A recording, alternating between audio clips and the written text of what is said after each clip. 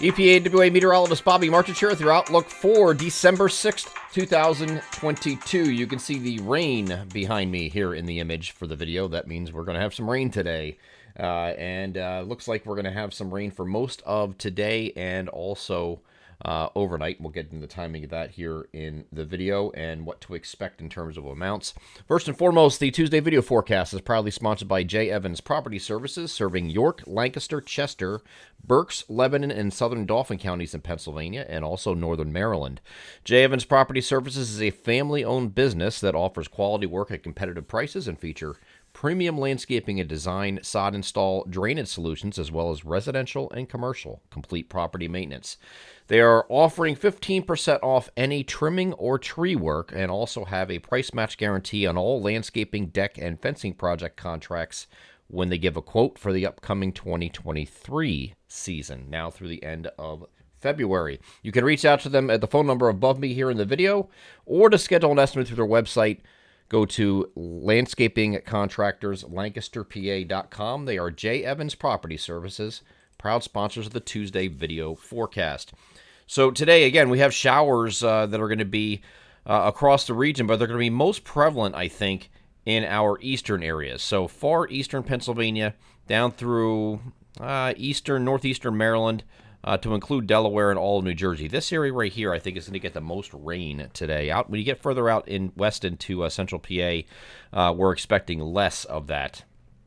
And this is going to move through and take its time doing so. We're going to have rebuilding showers. Are going to continue all the way through the majority of the overnight period. You might get very late in the overnight period where it starts to taper off and then, it just remains dry and cloudy. And let's go over the NAM high-res future simulator radar. I'm going to start this off at 8 o'clock in the morning, as you can see in the upper right-hand corner with a timestamp. And we have showers across at least the interior portions of the region, just starting to come into New Jersey here at this point. And this will continue to do so and fill in over the next several hours through the morning. So this is persistent. This isn't necessarily heavy stuff. It's just a long duration of, of consistent rainfall showers that are going to continue throughout this entire period. I'm going all the way to 8 p.m. now. And you can see not much going on in central PA here at this point. A few intermittent showers, but nothing really heavy. The heaviest concentration, of course, is going to be in our eastern areas. And that should be out of here. This is now 4 a.m. overnight. Here's 5, here's 6. So by tomorrow morning, looks like it's going to be mostly dry with just a isolated stray shower around here. And then on Wednesday's looking a little bit better. We will have some breaks of sun during the day, so that's why I have that icon above me here for to go along with those very mild temperatures ahead of the cold front. 50 to 59 is the temperature spread for Wednesday, so it's going to be pretty mild on Wednesday ahead of this front. And with that front, it's hard to see, but there is a few showers, isolated showers that will move across the region with that frontal boundary passage, which will actually move through in the overnight hours. The cold air push behind the cold front won't come in until sometime late Thursday or Thursday evening. Okay, so this will take a while to get in here. The cold air is not immediately following the front like a lot of cold fronts do. So it's going to be delayed, so we'll have another mild day on Thursday with partly to mostly cloudy skies. Now let's get over to total precipitation expectations. These areas here that are in the blues or better look to get a ½ inch or better. Most of these are going to be a ½ inch to 3/4 of an inch in this portion of our territory. A few areas might go a little bit over 3/4 of an inch in a few spots, but I think most areas are going to be within, in that circled area, they're going to be within a ½ inch to 3/4. Once you get out here in central PA, more like a quarter to a half. Okay, so a little bit less the further west you go. This is mostly an eastern areas deal as far as the best rainfall from this. And this is going to be over a long period. It's starting in some places started in the pre-dawn hours this morning and is going to go all the way through very late Tuesday night before this finally exits, and then you have a leftover shower here on Wednesday in a few spots, and that's it. Partly to mostly cloudy skies Thursday. We are going to lower temperatures a little bit, but not much, a couple degrees, that's it. So we're still going to be relatively mild here on Thursday as well. And then we're going to go over to the next system. The next system is the one we've been talking about that, the models didn't really have a good handle on at the end of the week. There a few models were showing some snow involved with this, and I still think that is a very viable possibility. Not a lot of snow, but there could be some areas getting a couple inches of snow out of this, depending on a few things. Here's the European model. Kind of shears this apart a little bit, but it does bring this precipitation a little bit further north than it did last time. And at this, the reason this is going to be snow, and as I move this over to a precipitation type jet map, just so you can see, I'm going to move this back to the current run and do that. You see some blue on here. This is snow. It's not a lot of snow, but it is some snow nevertheless. And it is further north than what I was showing you last night with this particular model.